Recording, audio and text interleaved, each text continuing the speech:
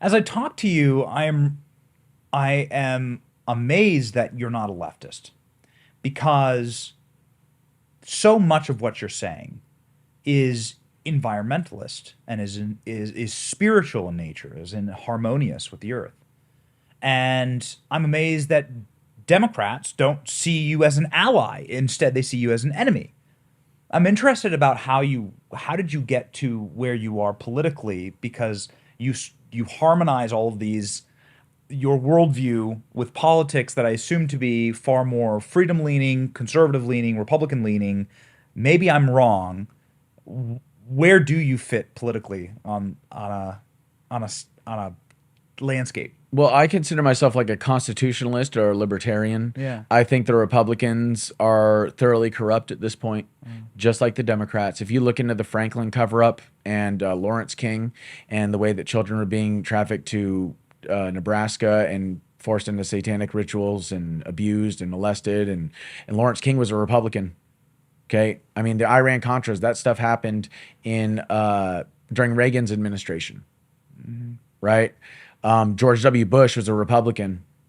Okay, H.W. a Republican. Yeah. Okay, Nixon a Republican. But I mean Barney Frank is a Democrat. And you heard about the Barney Frank scandal where he was trafficking children, or his lover was trafficking children out of an apartment in New York. Then there's also, I mean, look at Clinton and Epstein, Obama. Look at all the drone strikes with Obama. I mean, the man got a Nobel Peace Prize and he's killed more people with a drone than any president in history. So for me, I'm about objective reality. What is the objective reality? The objective reality is Republicans and Democrats are both corrupt. And whenever they lose an election, either one, they all scream and cry and whine, election fraud, election rigging, we didn't lose, it was stolen. So that means, guess what? Our elections have been corrupt for a long, long time. Okay? It's a selection process, not an election process. Now, when it comes to this idea of the environment, the reason why I have the stance that I do is because these environmentalist groups have been co-opted by the very globalist corporations that are destroying the environment. And so that's why they're putting out this myth of carbon emissions, because then it will allow them to centralize the energy grid. It'll allow them to centralize and control our energy consumption, right? But these environmentalist groups are trusting the very corporations that are causing all of this ecocide and all these mass extinctions through the chemicals that they produce, which they're called anthropogenic chemicals or man-made chemicals, okay? And these anthropogenic chemicals do something called bioaccumulation in the environment because they don't biodegrade for thousands, if not tens of thousands of years. The layman term is forever chemicals. Okay, so these forever chemicals of a plethora of different kinds are making their way into the water and into the soil and into the air, and they're just killing all the microbiological life everywhere. Okay, now that microbiological life is the basis for all macrobiological life, for all ecosystems. Without that microbiological life, plants don't grow. You see what I'm saying? And we need plants to eat. You see what I'm saying? Without the microbiological life in the water, water isn't purified, so we can't drink it. Okay, so these environmentalists are trusting these same corporations that are producing all of these chemicals and destroying the environments to somehow save them from carbon emissions. When the thing is, these same corporations have been hiding this very real solution, Tesla Tower technology, for over 100 years that would set everybody free, that would allow us to clean up the environment, that would change everything. And that's why we don't know about it. You seem like a bigger environmentalist than most environmentalists. Well, Like, because you actually I care- practice, you I actually care about the environment.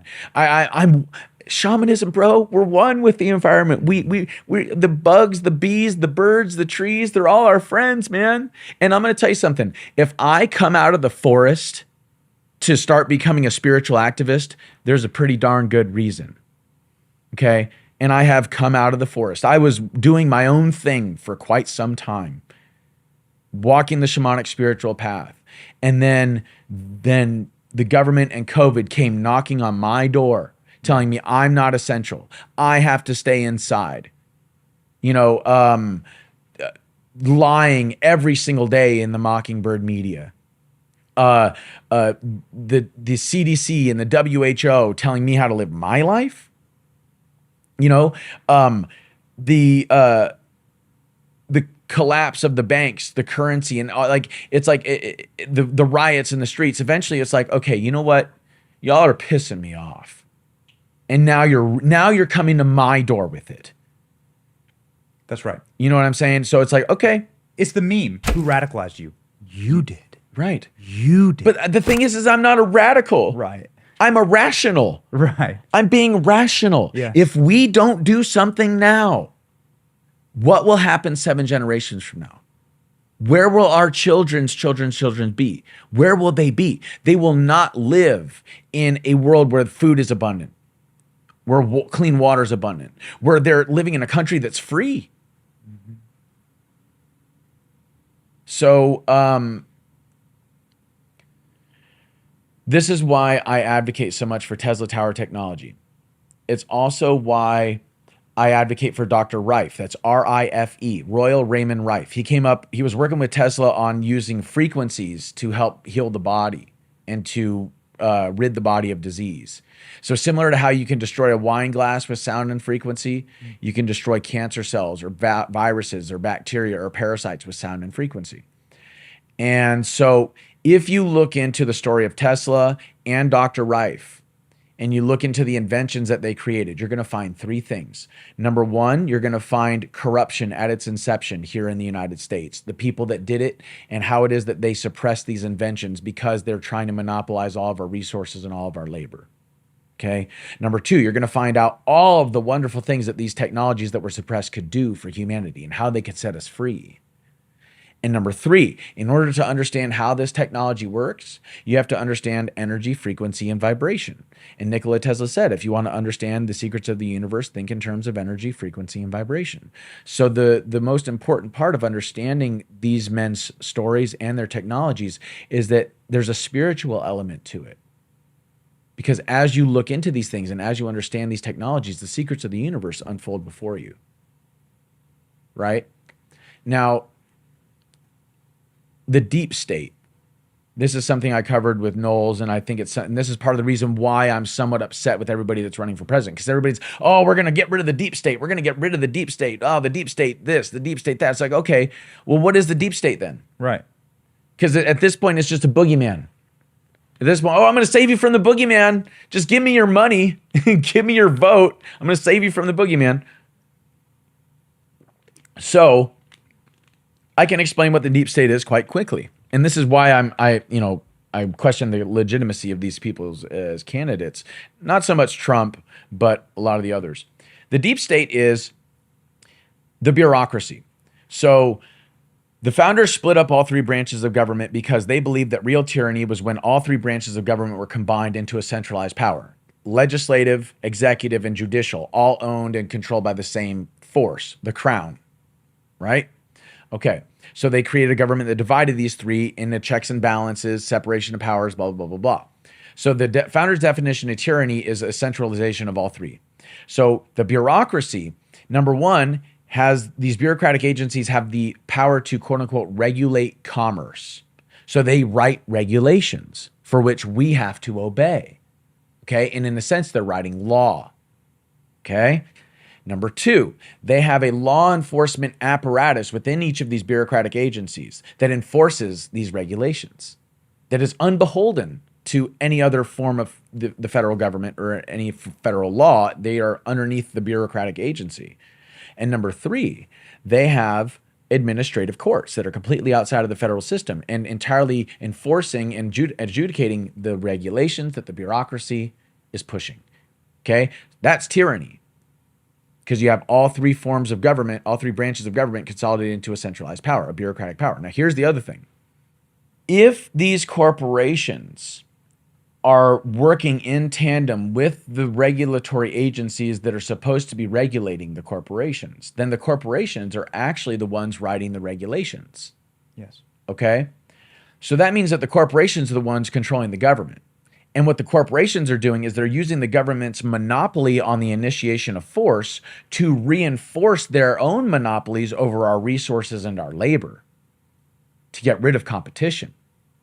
That's not capitalism. That's fascism. Because fascism is the blending between corporate interest and government enforcement.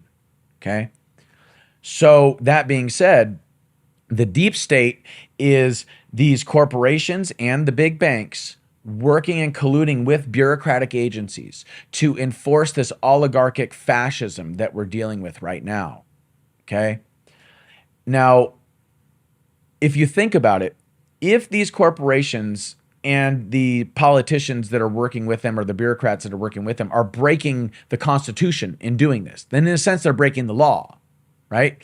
So if the people writing law and enforcing the law are the most frequent law breakers, then we kind of have criminals writing and enforcing laws that are for themselves and only themselves and subjugating everybody. In that sense, we're not even living in a fascism or an oligarchy. We're living in a weird, strange form of anarchy because there is no real rule of law and order because there's a two-tier system. These people over here can break all the laws they want. And if you try to expose them, then they use all these apparatuses to go after you. That's weird. That's like I said, it's anarchy because there's no real law and order, you know?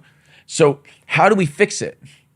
How we fix it is you have the legislative branch. They use something called statutory construction, the way that they construct the statute, the way that they write the law. You could either say the government must or should, or the must or has to do something, or they should or can do something. Those two the differentiation there is very essential to understand because have to and must means that it's very restrictive of the government. Can and should is very open-ended. So when they write this thing when they write a statute in a certain way, they can leave it open-ended for the bureaucracy to come in and do whatever they want. You see? So the legislative branch created each of these bureaucratic agencies and is funding them through the power of the purse. You see? So if we learned anything from Donald Trump's first administration, it's that getting one of our guys in the White House for 4 years isn't enough. It's a fourth of the problem. What we need people that have brass balls like Trump in the Congress, people that understand the problem in the Congress and have the courage enough to say, no, we are going to consolidate these bureaucratic agencies. We're not going to have 500, which we do. We have over 500 bureaucratic agencies in the Fed. We're not going to be beholden to the banks. We're not going to be beholden to the corporations. We're going to be beholden to the people. And we're going to move these funds. We're going to consolidate these agencies into a more tightly knit and highly efficient agency that isn't going to do the bidding of these corporations, but is going to be doing the bidding of the people. And if you don't go along with that, we're going to take your funding. We're going to dismantle this bureaucracy. Now, one of the other things that's really important to understand is that the courts also are kind of important as well, because the courts can basically, through like case law and stuff like that, they can influence how this stuff goes. You see? And this is the final point I'll make about the deep state. If the president is able to appoint people like Fauci, which Fauci was appointed by Reagan, okay? If the federal agencies are filled with people appointed by the president, and you corrupt the president, and then you've corrupted the Senate and the House, because these appointed people have to go through the Senate and the House to become verified in their bureaucratic roles, then you corrupt president after president after president and Congress after Congress after Congress. Then you can begin to appoint all of these people to the heads of these agencies that are a part of this much larger corrupt apparatus. And these people at the heads of these agencies stay in power for far longer than the elected officials that appointed them. Yes. You see? And so then from the top down of these bureaucratic agencies, they can start placing people in these lower positions that serve them in their agenda. And then they stay in power for far longer. So from the top down, all this stuff can be corrupted. And then the corruption grows exponentially in the bureaucracy. And then the bureaucracy ends up controlling the presidency and the Congress, because they're the ones that have the intel. They're the ones that have the power to investigate, et cetera, or not investigate. You see? The ghost in the machine. Yes, yes. And it is a soulless machine. And it eats people alive.